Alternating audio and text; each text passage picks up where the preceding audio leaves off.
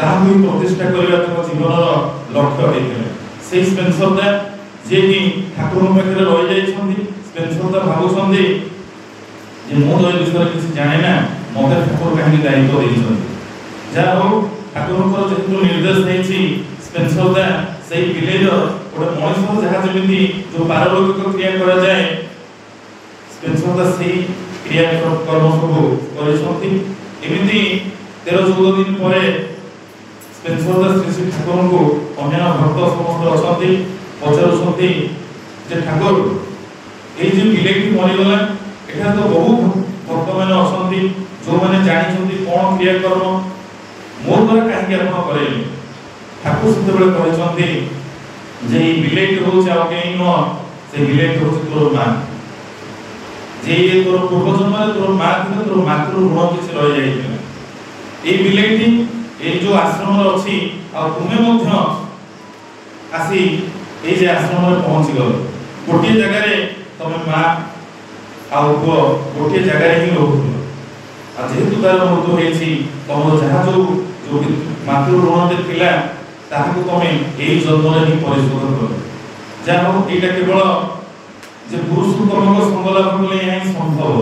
ଆମ ଜୀବନରେ ଯାହା କିଛି ଜଳ ଯନ୍ତ୍ରଣା ଅଛି, ଯାହା କିଛି ଋଣ ଅଛି, ପୂର୍ବଜନ୍ମର ପ୍ରାରବ୍ଧ କର୍ମଫଳ ଅଛି, ସିଏ ହିଁ ଦୟା କରି ହିଁ କାଟି ଦିଅନ୍ତି। ବହୁତ କିଛି ଆମର ଭୋଗିବାର ଅଛି। ଠାକୁରଙ୍କ ପାଖକୁ ଆସି ଆମେ ସେଇ ଜୀବନର ଜଳ ଯନ୍ତ୍ରଣା କ'ଣ ସବୁ କିଛି ଥିଲେ ବି ଆମେ ଜାଣିପାରୁନା। ଯାହା ହଉ ଏମିତି ଏକ ଘଟଣା ଘଟିଥିଲା। ଅନ୍ୟ ଏକ କଥା, ସେଇ ଠାକୁରଙ୍କର ଦିବ୍ୟ ଜୀବନର ଗୋଟେ କଥା ମନେ ପଡ଼ୁଛି ଯେ ଆମେ ବହୁ ସମୟ ଠାକୁରଙ୍କ ପାଖରେ ବହୁତ କିଛି ମାଗି ଦଉ। ଆମେ ସବୁବେଳେ ଆମେ ଠାକୁରଙ୍କ ପାଖକୁ କିଛି ଚାହୁଁ, କିନ୍ତୁ ଯେ ଠାକୁରଙ୍କ ପାଖକୁ କିଛି ନ ଚାହିଁବାଟା ହିଁ ଭଲ। এইভাবে ଗୋଟେ ଘଟଣା ଘଟିଥିଲା। ଥରେ ଠାକୁର ବସିଛନ୍ତି, ଏମିତି ଯେ କିଛି ଭକ୍ତମାନେ ଅଛନ୍ତି, କିଛି ମା ମାନେ ମଧ୍ୟ ଅଛନ୍ତି। ଠାକୁର ଅଜିତ ଭାଇଙ୍କୁ କହୁଛନ୍ତି, ଅଜିତ ଗାଙ୍ଗୁଲି ତାକୁ କହୁଛନ୍ତି, ଅଜିତ ଦା ଯାଅ ଦେଓଘର ବଜାରରୁ କେଇ ଖଣ୍ଡ ଶାଢ଼ୀ ନେଇ ଆସିବ। ଅଜିତ ଦା ଯାଇଛନ୍ତି, ଦେଓଘର ବଜାରରୁ ଭଲ ଭଲ ଶାଢ଼ୀ କେଇ ଖଣ୍ଡ ଆଣିଛନ୍ତି।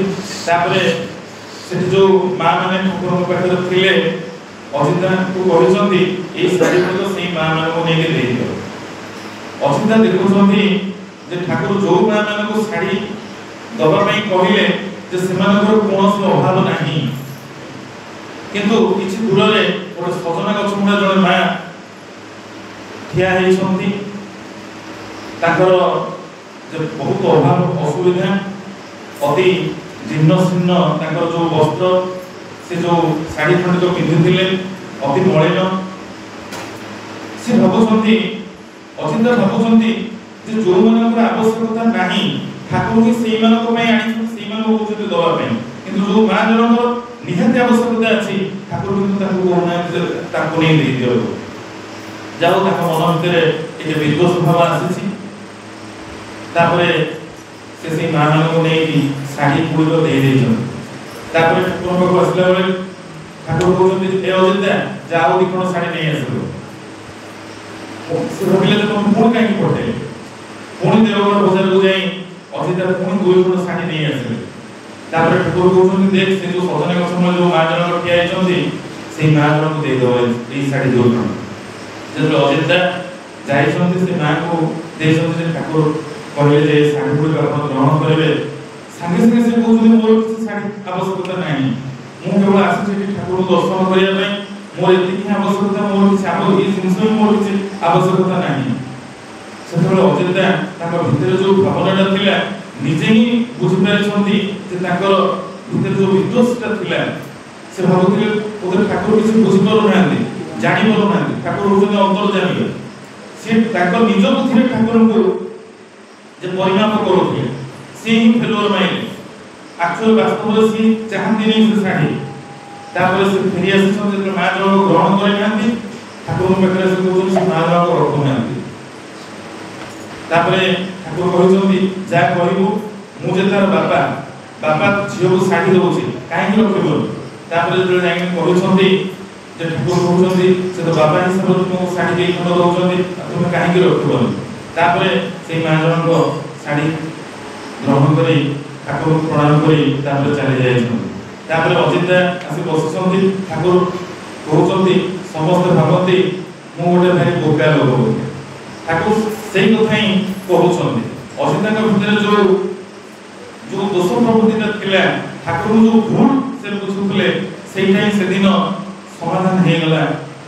से जानिले जे ठाकुर होते अंतर्जामी जो मनकर आवश्यकता अछि ठाकुर सेही मन को दउछन्ती जे साडी में आसे नहीं ठाकुर के ताको से तो चाहे ठाकुर ही चाहे साडी चाहे ना।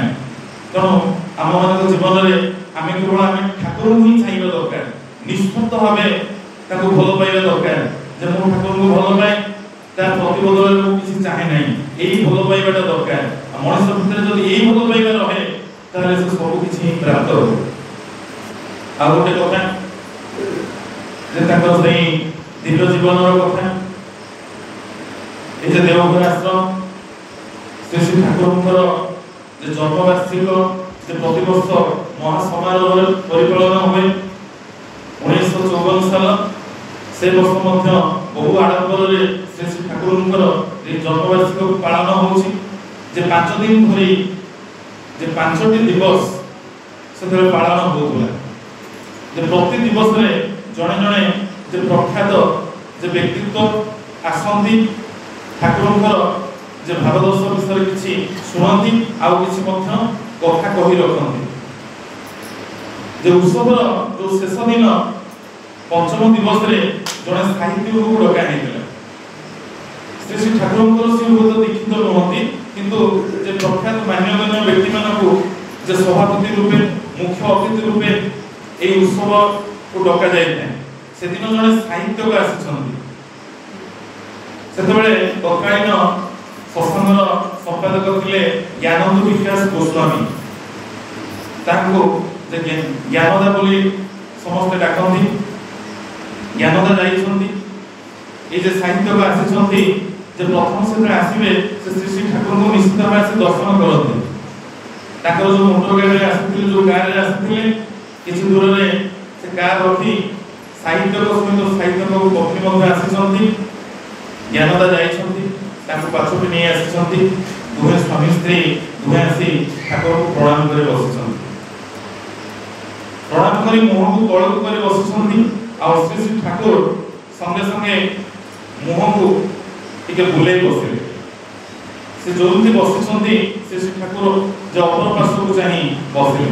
एमिति किछि समय पळैला जे जी आगंतुक आसंतु काहे कि श्री श्री ठाकुर समस्त को कथा बुझाउती पचारती अरे केते बेले आसलु आंद बजार करिछु कि नाही सब किछि पचारती। ए जन जो प्रख्यात व्यक्ति है जन सुनामधन्य व्यक्तित्व से आसीछन्ती से चुपचाप तळ को नै बसिछन्ती ठाकुर मोह बोले बसिछन्ती ठाकुर भी किछि कहना ज्ञान देखि आश्चर्य जति ई कथा कोन जे ठाकुर तो जे गछ पत्र कीट पतंग कुकुर छेड़ी समस्त को भल पाती एते से भल पाइबा समस्त को प्रति किंतु आज ये साहित्य को कौन पे किसी कहू ना एमती किसी समय कटिगला तापरे जे उत्सवर जे सभा समय ही आसुछि से साहित्य और साहित्य पत्नी दुई जन प्रणाम करी उठी जाइछन्ती जे गाड़ी जोटे ताकर गाड़ी रखिछन्ती। ज्ञानदा मने मने भाबुछन्ती जे आज से एभली की घटना घटिला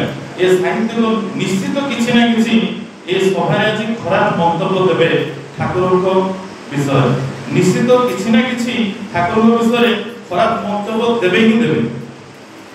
ज्ञानदा एक कथा भाबुछन्ती ए ठाकुर किछि पचारिले नाही ज्ञानदा ताको सहित चाली के जाउछन्ती सेही साहित्य और साहित्य पत्नी ताको भितरे कथा होउछन्ती।